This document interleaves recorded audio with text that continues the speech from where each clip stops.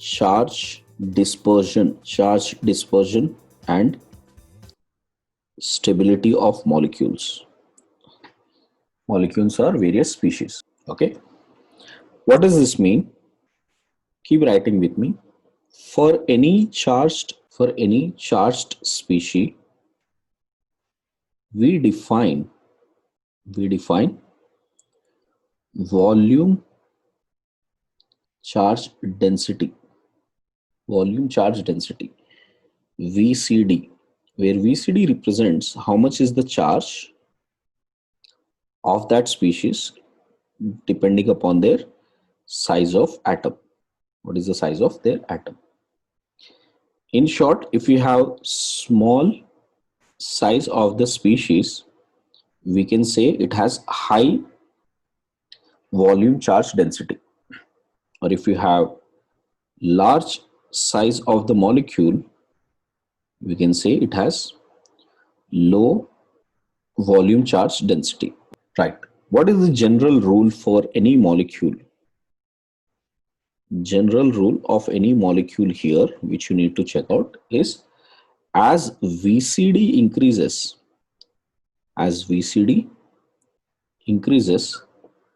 potential energy of the molecule increases, and that brings down the stability. So stability decreases.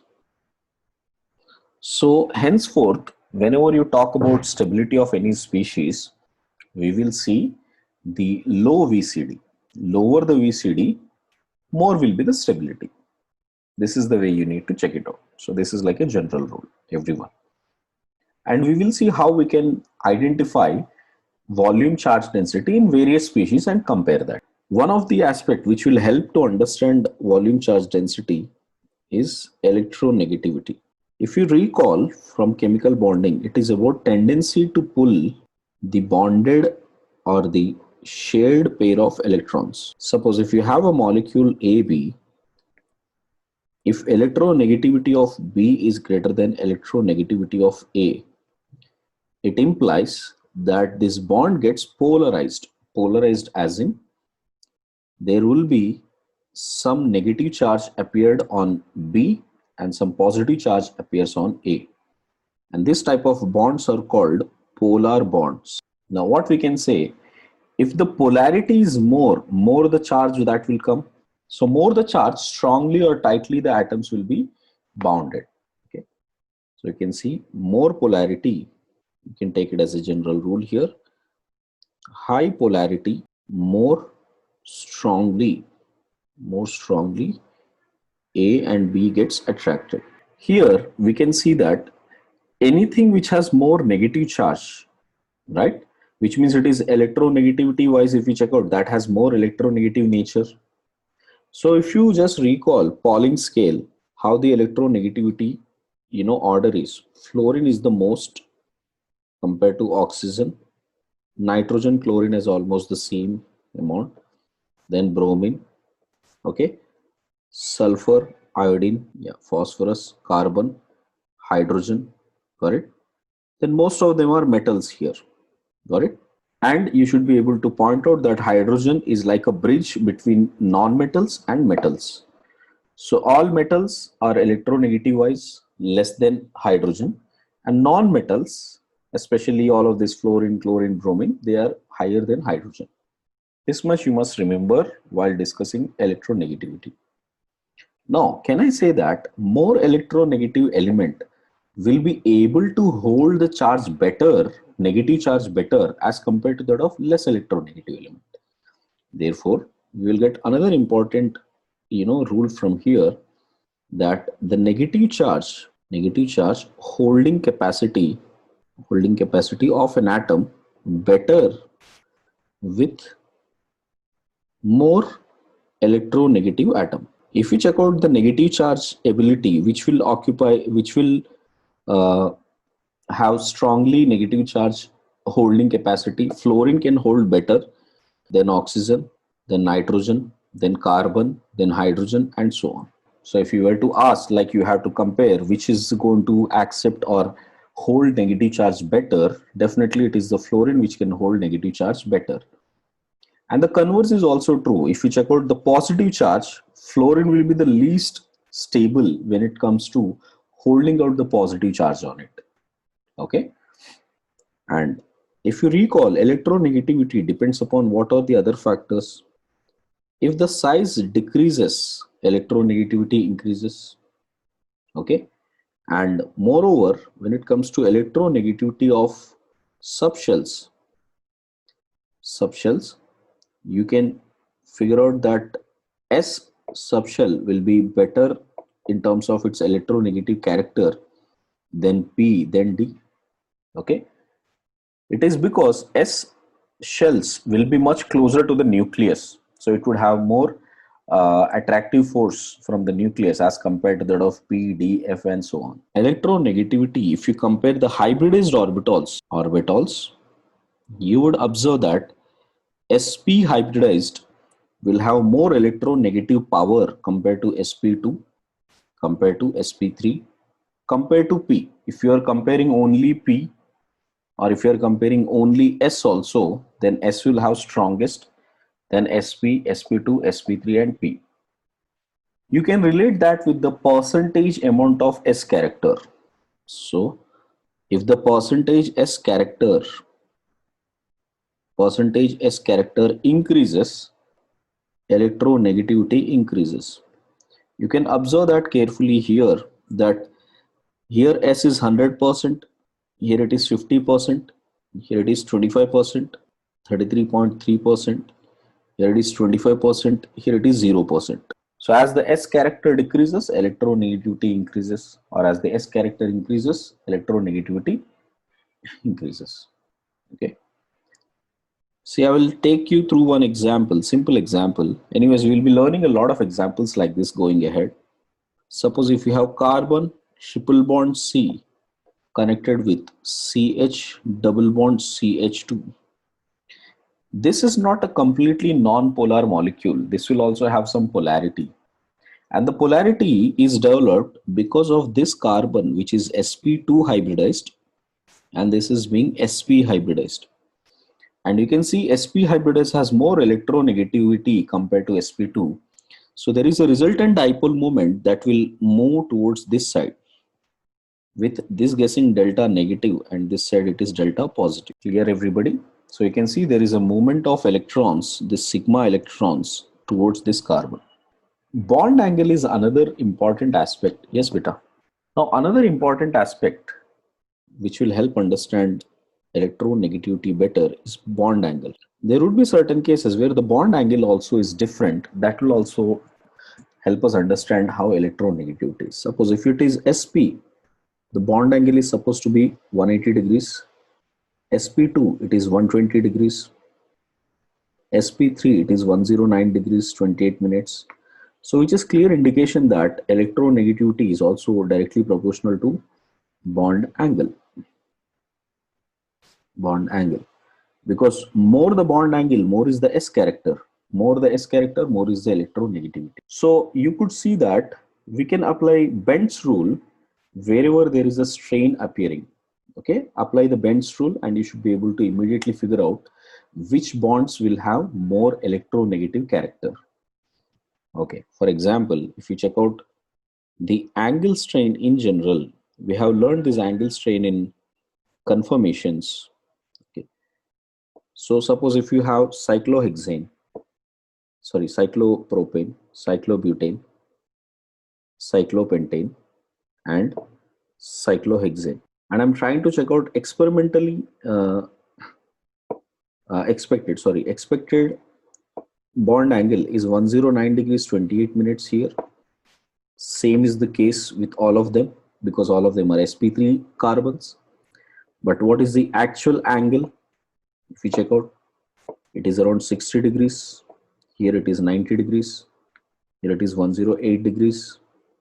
Here it is 109 degrees. These are the actual angles.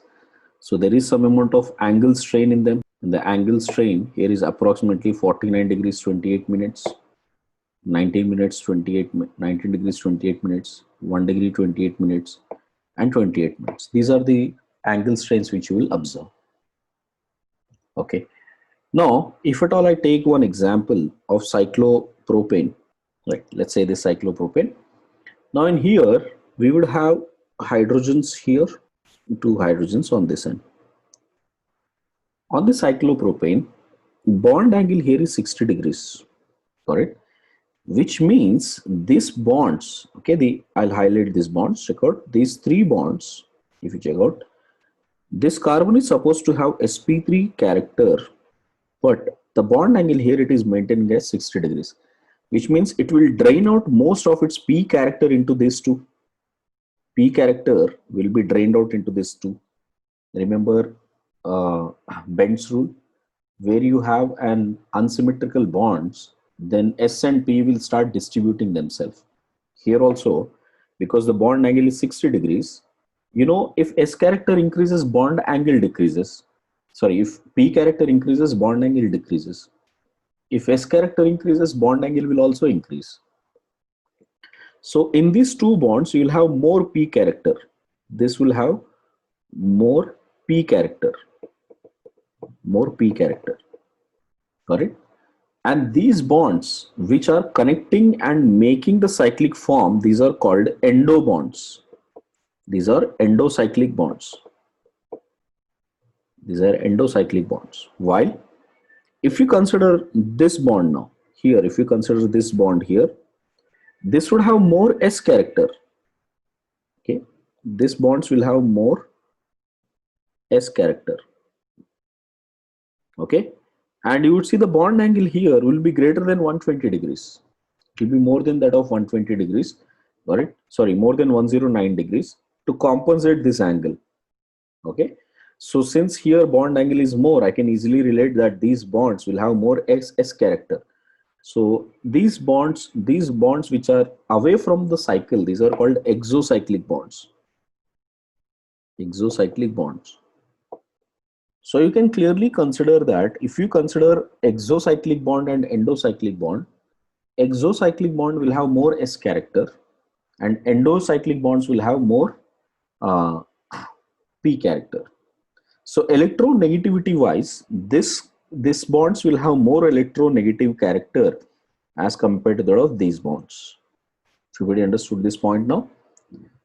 So therefore, if I compare the electronegativity, right, of exo bonds, if you consider electronegativity of exo bonds, if I consider between cyclopropane, cyclobutane, cyclopentane, and cyclohexane, I can clearly make out that cyclopropane will have most amount of S character because here the bond angle is so small. To compensate that, there are a lot of S character that has to be pulled into this carbon and hydrogen bond.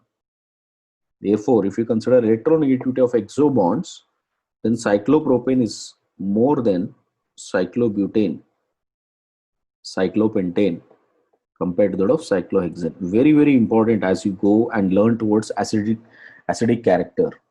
You'll come across this concept repeatedly many number of times. So try to understand on what basis we are differentiating. Check. What I'm saying, you may have learned about this molecule, suppose. I'm just trying to revise the chemical bonding part of it. Tell me if you know this or not, okay? Suppose if you have CH3F, CH3F is a molecule, okay? And you're considering this with, and I want to consider this molecule and this molecule. Between these two, which has more S character? That is the question, okay? I'll call this as a bond A and bond B, and percentage S character is what I'm trying to find out. Now what happens, since there is fluorine is more electron withdrawing group, correct? And here the hybridized orbital is this way, fluorine bonding is this way. Now fluorine being more electronegative, right, what will it do? It will try to pull the electrons towards itself. So to support that, what does carbon do? In this sp3, this is an sp3 hybridized orbital beta, and this is a p orbital of fluorine. So what does carbon do? Carbon will pump in more p character into this. So this will become more sp3 character, which means this will have sp3 plus some more amount of p character. Think like that. So it is pumping more p character into this. So if p character went into this, which means the p character becomes less here, In this bond, in this bond, and this bond, the p character becomes less. In these three bonds, p character becomes less. So here, if you consider the s character will be more in all of these bonds. So now if you compare A and B, which will have more percentage s character?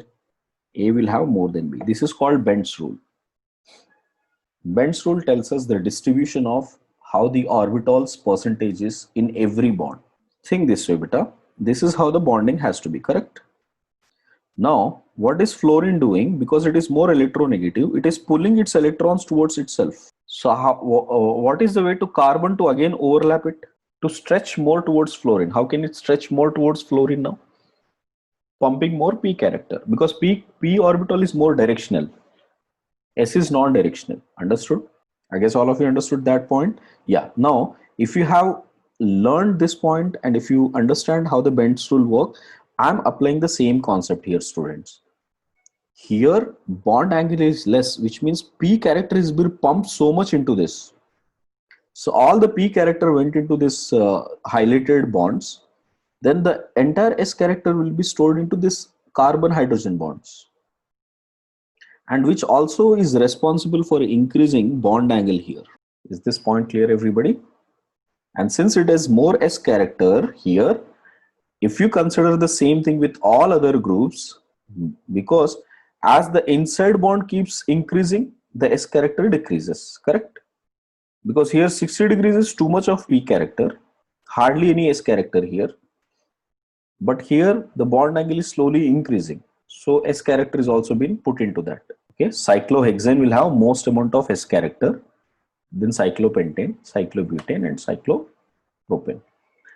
Point is, we don't be comparing that anywhere. The most comparison comes in exams is about exobonds. In GOC, another very important rule is that, okay, all cations,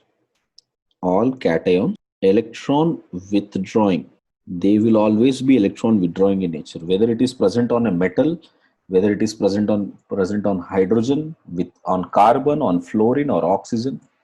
Anywhere if there is a cation present, it would have more ability to pull the electrons towards itself. Similarly, all anions are electron releasing groups. Students make a lot of mistakes here. They think O minus, the minute they think O minus, oh, oxygen is more electronegative, NH2 minus, F minus. If I give like this, they all think, sir, oxygen, nitrogen, fluorine is more electronegative, it is pulling. Oxygen, nitrogen, these are all pulling groups. On the contrary, they are all withdrawing groups. They'll all give electrons, because the minute any atom gets negative charge, it would start becoming electron releasing group only. So all anions are electron releasing groups only. So if you consider electronegativity of a species, if you check out any species, you would see that X minus would be least electronegative as compared to X as compared to X plus. It is like oxygen minus will be less electronegative than single oxygen then compared to that of oxygen plus. So more amount of positive charge, more electronegativity. More negative charge, very less electronegativity. Rather, it will have more electron donating tendency. Even strong donating. If you consider O2 minus, O minus, this will become even strong donating as compared to that of O. కాదు, ఇందులో చాలా amount of energy ఇవ్వాల్సి వస్తుంది, గుర్తు చేసుకో. Second, electron affinity is always negative. You have heard about this fact, like any atom which is negative charged, if you try to push an electron towards itself, will it easily accept and becomes 2 minus, or it will take some energy? This is electron gain enthalpy. If you remember, it is always positive for all species. Remember periodic properties. Just recall periodic properties. X minus, if you add any electron, whether it is oxygen, fluorine, nitrogen, sulfur, any atom, if it is already a negatively charged species, if you try to push electrons, you would always require energy. The reason is the electronic repulsions between them. This is a negatively charged species, this is a negatively charged species. You are pushing two negatively charged species to join together. Are you getting this better? So would it be electron pushing or electron withdrawing? So the above information should be sufficient enough to start comparing the charged species. First, if we check out the size of the atom, okay, in the across the period,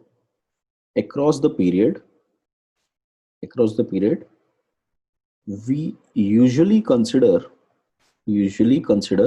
okay, size of atoms remains same. Size of atoms, okay, remains nearly same, which means the change in the size of the atom is very less. Got it? As it is the same shell on which you are adding the electrons. So in that cases, we consider VCD remains nearly same. Everybody understood? So if you're considering carbon, nitrogen, oxygen, fluorine, for all of them, we will say VCD is almost the same. Then the next comparison we will compare is only electronegativity. So we'll compare electronegativity dominates over VCD. Clear? So for instance, if at all I have C minus, N minus, O minus, F minus, tell me which is more stable. Here we do not consider VCD. Here we'll only consider electronegativity. Which is more electronegativity? Fluorine, right? So fluorine is more electronegativity. That is why it was able to pull the electrons and it has become stable. And this group has become stable. So how does the stability varies now? This is how the stability varies. So here I'm not considering their volume charge density. I'm only considering electronegativity. Very important rule, students. Left to right, you should always consider electronegativity only. Whether it is for acidic character, basic character, stability, anything. Now, in generally, if you consider any negative species and compare with them, two negative species are compared. How do we compare this? Suppose one is smaller and one is larger. So here this is R1 from the nucleus. Let's say this is R2. These two are the distances. Okay. And overall this has a negative charge. This is 1 and this is 2. One has more charge, one has less charge. Then how do we check out? We know that potential energy increases as distance between positive or negative charge, positive to negative charge increases. Yes or no? Potential energy will increase or no here, everybody? Because potential energy is minus kz E square by R. If R increases, potential energy, positive value is increasing, no? Because it is becoming more and more positive. Everybody understood this point? But if we check out in the second case, because the size is small, because the R value is smaller, so potential energy decreases as distance between positive and negative decreases. I hope all of you understood this point. It's a very simple basic Coulomb's law. So I want all of you to understand that carefully, that if the potential energy decreases in a system, overall it will reach towards more stability. If the potential energy increases, stability is decreased. Now tell me, how does the stability lie between 1 and 2 beta? So 2 will be more stable than 1. Same thing, let's say this is nucleus. From here, distance is R1 here, and overall it is a positive species.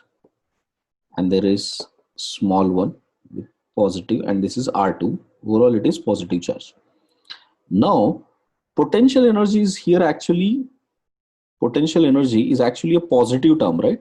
Minus kz E square by R, right beta? Because here it is a positive term because it is about positive and positive repulsions. Okay, so in this case, if you will check out, you will check out this way: potential energy will always decrease as distance is less between positive and negative. Okay, and here potential energy will increase as distance is less between positive and negative. Got it? So now if this is 1 and this is 2, which will be more stable beta this time? Stability. Which one will be more stable here?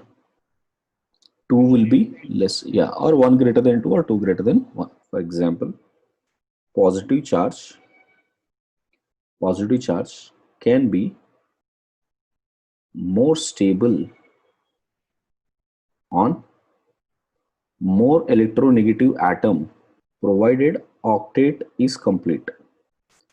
Okay guys, give me another 5 minutes. I have to finish this and then we'll end the session. Octet is complete. Okay, for example, if we consider R C double bond O plus, okay, and I'll compare R C triple bond O plus, what we have learned that oxygen is more electronegative, correct? By nature, if you see electronegativity wise, oxygen is more electronegative than carbon, correct? But here if you see the valence electrons, carbon has only 6 valence electrons. Here oxygen has 8 valence electrons. This also has 8 valence electrons. Here it has 8 valence electrons. So this species, although carbon being less electronegative, it should carry positive charge better. And oxygen being positive charge, oxygen being more electronegative character, it should not be able to carry positive charge better. So this should have been less stable. But in this case, the first priority should be always about the octet completion. Which is more octet completed here? This one is octet completed. So the stability will always be on the basis of octet stability, not on the basis of simply electronegativity. So this is the only case, in fact, these are the only cases where we will consider octet completion more than electronegativity comparisons. Second thing, we have discussed first along the period we have discussed. Now we'll see down the group. Down the group, when you are comparing, you should always compare size. Size increases drastically. So in here, you should always compare VCD. So VCD increases drastically. So you better compare VCD in this case. So VCD dominates over electronegativity. Okay. So far earlier, whatever cases we have compared, that is all about across the period between carbon, oxygen, sodium, aluminum. These are all across the period. Now we are comparing down the group. Down the group, always think this way. If the VCD increases, stability decreases. Okay. Or the counterwise, if VCD decreases, stability increases. Okay. For example, if you consider F minus, Cl minus, Br minus and I minus, here you don't compare electronegativity. Here you will compare only VCD. So where is the VCD decreasing? Here it will have more charge density. Here it will have least charge density. So how does the stability vary? I minus will be the most stable form. Is this clear, everybody? Suppose if at all I have F plus, Cl plus, Br plus, I plus. Although F plus does not exist, I'm just taking hypothetically. So imagine if you have to compare these four, which will be more stable beta? I plus. Here you will not check out what is electronegativity and so on. You will only see VCD. So here VCD is decreasing, so stability will increase. Clear, everyone? Now see, I'll give you a few examples here. Okay. Carbon plus, nitrogen plus, oxygen plus, fluorine plus. Keep telling me fast now these answers. More electronegativity will handle negative charge better. Okay. Next one, CH3 minus, NH2 minus, OH minus and F minus. Now F minus. Negative charge electronegativity element will handle better. pH2 minus, SH minus, Cl minus. Which one? Faster, everyone. Left to right. This is still left to right. Left to right electronegativity dominates. OH minus, SH minus, SEH minus, TEH minus. Down the group.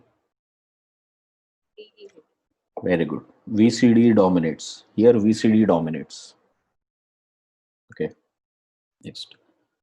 NH2 minus, PH2 minus, ASH2 minus, RO minus, RS minus, RSC minus. Sorry. CH3, CH2 minus, CH2 plus, sorry. CH3, CH2, double bond CH plus, CH triple bond C plus. Which one? Right. Because this is supposed to be, this is coming from sp2, this is coming from sp3, this is coming from sp2, this is coming from sp.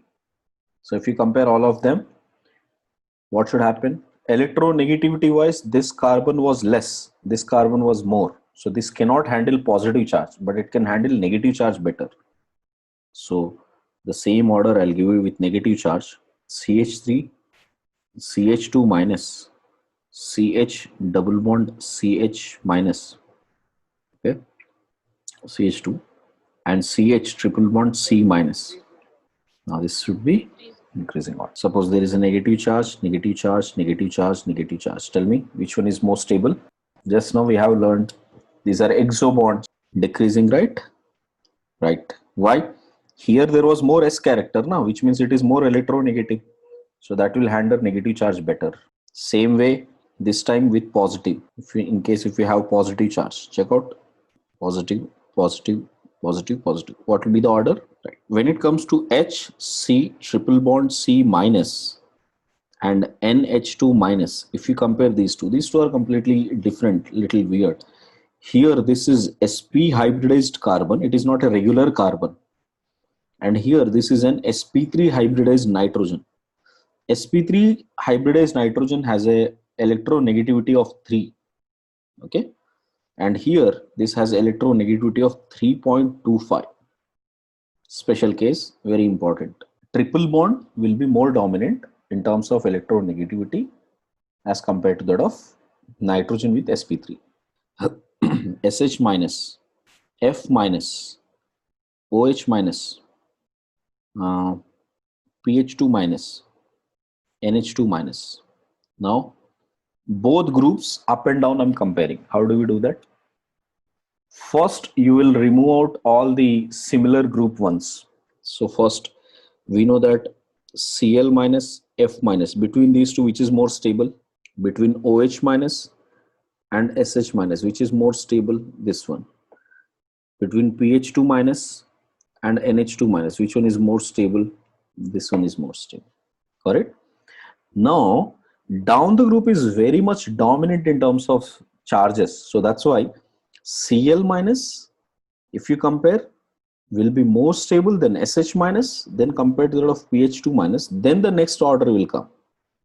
So Cl minus will be greater than SH minus, will be greater than pH2 minus, and then the above group will come, which is F minus, OH minus, and NH2 minus.